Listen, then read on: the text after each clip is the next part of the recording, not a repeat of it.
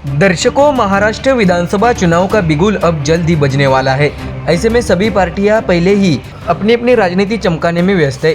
सभी राजनीतिक पार्टियों का ध्यान इस वक्त चुनाव पर लगा हुआ है। आपको बता दें कि चुनाव में सभी पार्टियों का एक ही लक्ष्य होता है, सीएम पद हासिल करना, और वो हमें मिलना चाहिए, ऐसी सबकी दिल से ख्वाहिश होती है। हालांकि महाराष्ट्र विधानसभा चुनाव पर इस बाबत सस्पेंस महायुति और महाविकास आघाड़ी में अभी भी बना हुआ है। इस वक्त महाराष्ट्र के सीएम शिवसेना के एकनाथ शिंदे हैं, जो अभी बीजेपी और अजित पवार के साथ सरकार में गठबंधन में है। तो वही विपक्ष में बैठे उद्धव ठाकरे, शरद पवार और कांग्रेस इस बार अपनी सरकार बनाने के लिए पूरी कोशिश करते नजर आ रहे हैं। ऐसे में विधानसभा चुनाव के मद्देनज़र अब उद्धव और शिंदे एक बार फिर आमने सामने होने की संभावना है। दरअसल लोकसभा में जो उम्मीदवार उद्धव और शिंदे के पार्टी द्वारा आमने सामने थे, वही मुकाबला हमें फिर एक बार देखने मिल सकता है। क्या है पूरी खबर, आइए जानते हैं विस्तार से।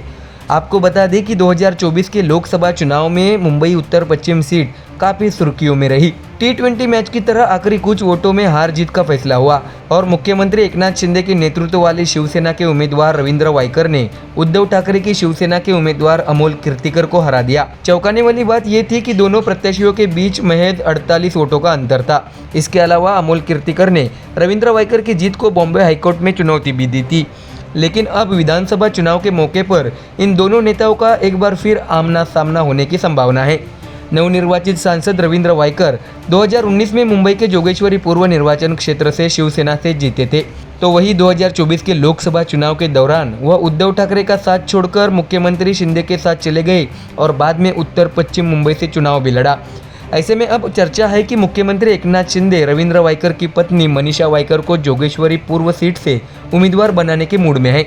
मनीषा वायकर का नाम सामने आने के बाद अब उद्धव ठाकरे ने अमोल कीर्तिकर को उम्मीदवार बनाने का फैसला किया है। ऐसे में उत्तर पश्चिम लोकसभा क्षेत्र की विधानसभा सीट के लिए एक बार फिर वायकर और कीर्तिकर के बीच मुकाबला देखने मिल सकता है। आपको बता दें कि सांसद रविंद्र वायकर 2009 से लगातार जोगेश्वरी पूर्व से जीत रहे हैं। ऐसे में मुख्यमंत्री शिंदे इस सीट पर अपना कब्जा बरकरार रखने की तैयारी में है। तो वही 48 वोटों से हारे अमोल कीर्तिकर के साथ उद्धव ठाकरे सहानुभूति फैक्टर का इस्तेमाल करने की तैयारी में है। 2014 चुनाव को छोड़ दे तो बाकी दोनों चुनाव में इस सीट पर शिवसेना ने कांग्रेस को हराया था। बाद में महाराष्ट्र की बदली राजनीति के चलते यहाँ नए समीकरण बने।